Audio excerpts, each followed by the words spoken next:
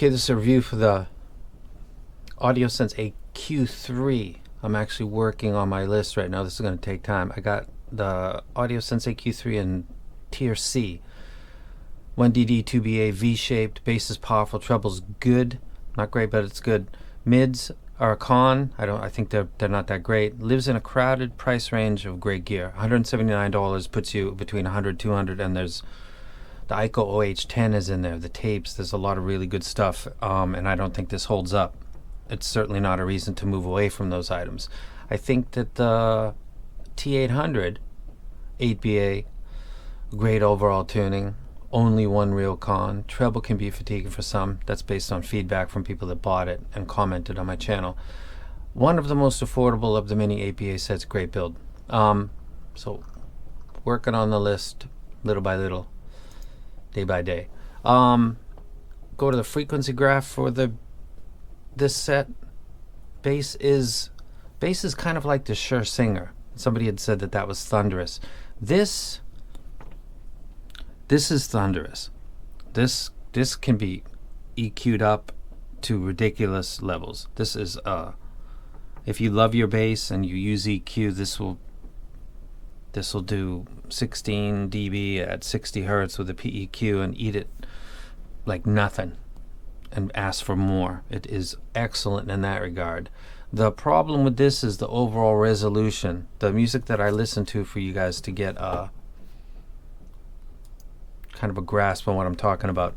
I listen to Violent Femmes, Please Do Not Go, America, Tin Man, Aerosmith, No More, No More, Led Zeppelin, Hey Hey What Can I Do, Grateful Dead, Ripple, Led Zeppelin, Since I've Been Loving You, Def Leppard, Bringing on the Heartbreak, and Metallica, Fade to Black. Aussie, the last one was Aussie D.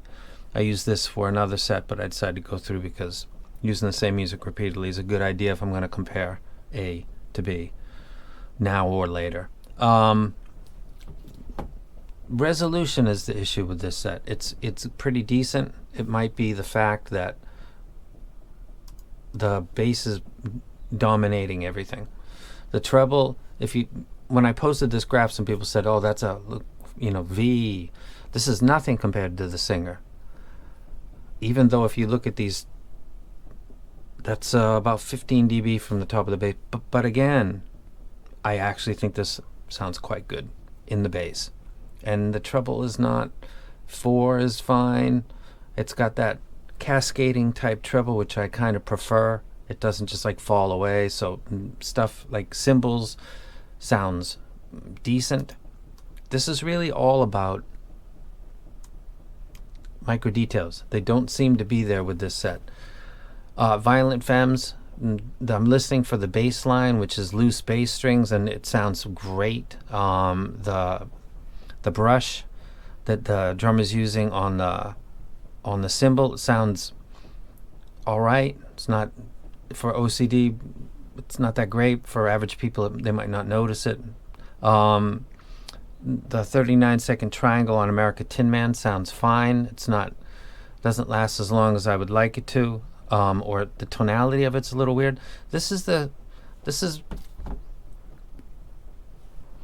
These are a bass dominant average resolution set. Again and again. The one time that they sounded legit really not that great was Since I've Been Loving You.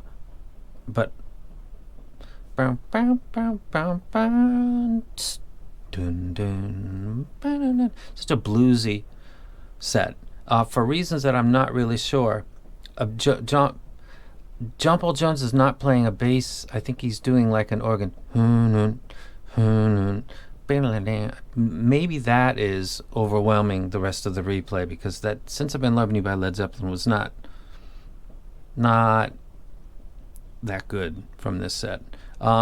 Def Leppard, Bringing on the Heartbreak was kind of shouty, was kind of loud a little bit. I didn't really get that with most anything else. The hi-hats on Hey Hey What Can I Do sounded good.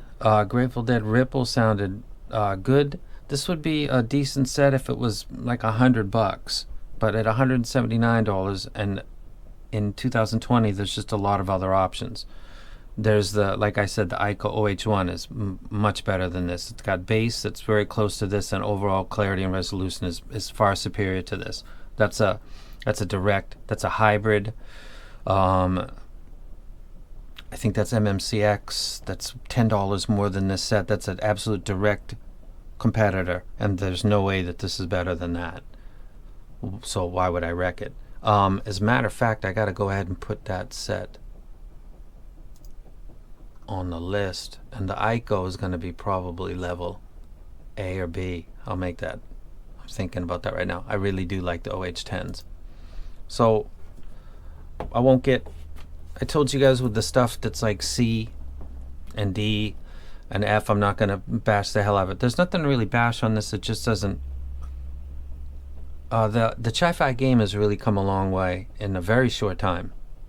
People in the hobby, I've seen other comments on forums talking about over the past 2 years, it's just gotten really ridiculous. That's good for you. Good for me. It's good for everybody, but there's going to be a lot of stuff that maybe a year ago would have been excellent. Now it's middle of the pack. So why move to it? I can't think of a reason. I can't do a review of this and not think about the stuff that's in its price range. And now that I'm doing a list, which I'm sure some people are really not thrilled about, it's got to get ranked. I'll put it in the title too. It's a C. That's the way it goes. Does anybody think that this is better than the Spring 1? Does anybody think that this is better than the OH10? Really? I don't think so. Not with the music that I listen to. So that said, I'll keep it brief. That is the AQ3. I'd like to thank Audiosense for sending me this sample. I'm going to go ahead and roll this over and turn this into my Patreons. You'll get a great set. It's just, there's a lot of stuff out there right now. The question becomes, why would you move? And the answer is no reason. So I'm out.